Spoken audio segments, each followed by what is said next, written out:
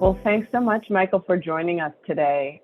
Really looking forward to talking to you about your career and your focus on sustainability. You've spent your entire career focused on creating a more sustainable world. And I'm curious about how you influence your colleagues to have a similar level of commitment to sustainability. Uh, Boy, I would say that it's very important first to have a vision, to have some sort of aspiration like we have at Starbucks, um, which is to become a planet positive company, to give back more to the planet than we consume in terms of the planet's natural resources. And then I think to make it also somewhat practical, that it isn't just that big vision, but there's also some specific goals that you're shooting for. And so at Starbucks, for example, we have set a 2030 target to reduce our footprint in carbon, water, and waste by half.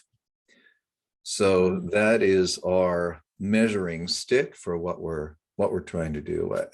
I guess the last thing I would share is that it's also important when you're trying to inspire people to be relentlessly positive and to be a real servant leader for your team. Yeah, say more about that. Say more about why that's so important.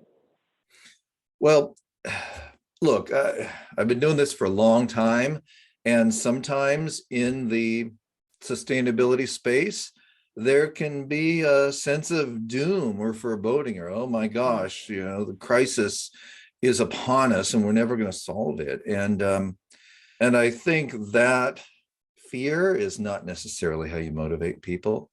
And it's important to motivate people by being positive about what we can accomplish, and what is possible. And that's what really keeps me going. And I've found that obviously that enthusiasm is infectious. How you've seen things evolve at the board level in Yeah. terms of the conversation about ESG.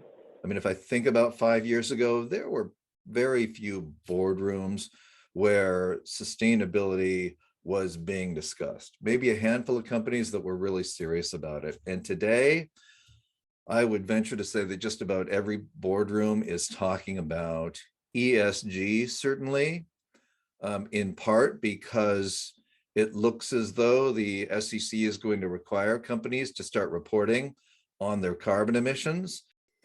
But it really is the increasing realization, I believe, that to be sustainable is to be a more resilient business. I want to juxtapose that perspective with a survey that we recently did. So we connected with almost 1,000 CEOs globally. And when we asked them to rank the metrics that drive their decisions, ESG was ranked last by almost everyone, with most emphasizing traditional financial and growth priorities. What do you think is the biggest thing holding leaders back from taking stronger actions around sustainability?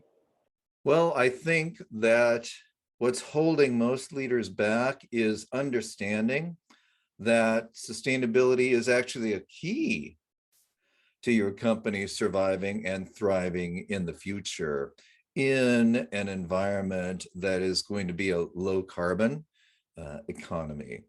And understanding that, of course, business leaders are focused on their financial and growth priorities, but it's really understanding that increasingly one's financial and growth priorities are deeply dependent on how you're performing on ESG, whether that's the environment or on people. If you could give leaders who might be struggling with implementing more sustainable practices in their own organizations one piece of advice, what would that be? For leaders who are trying to figure out sustainability and where to start, I think back to my first experiences leading this work at a big company. It was actually at Levi's. And, the first thing we did was we measured our actual impact. because every leader has a point of view on what we should focus on, right? So there's going to be a lot of different advice that you get when you're trying to set priorities in a company. But once you measure your actual footprint, at Levi's, we actually did a life cycle assessment, environmental life cycle assessment of a pair of 501s, right, which is the core product. And we learned about what is the carbon, water, and chemical footprint at every stage of the product, from growing the cotton all the way to consumer use. And when you have that data, you realize that the biggest impact of a pair of 501s is actually in the stage of growing the cotton, right? Everybody thinks, oh, it's manufacturing, right? The biggest impact is in growing the cotton, and that got everybody to focus on, oh, we have to develop more sustainable raw materials, cotton and other fibers. So having that data makes it a lot easier to prioritize and make those choices. You are committed to ESG outside of work as well, and you're the executive producer of the Utopia Theater Project, which inspires social change through new and reimagined classical productions.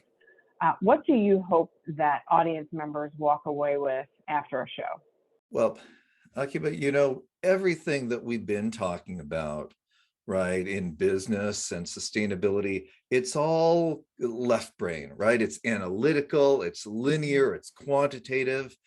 And one of the things that I've come to appreciate really from my family, my wife and my two daughters, who are all involved in the performing arts, is that understanding and inspiration can come from the right brain, which is more creative and holistic and imaginative, intuitive.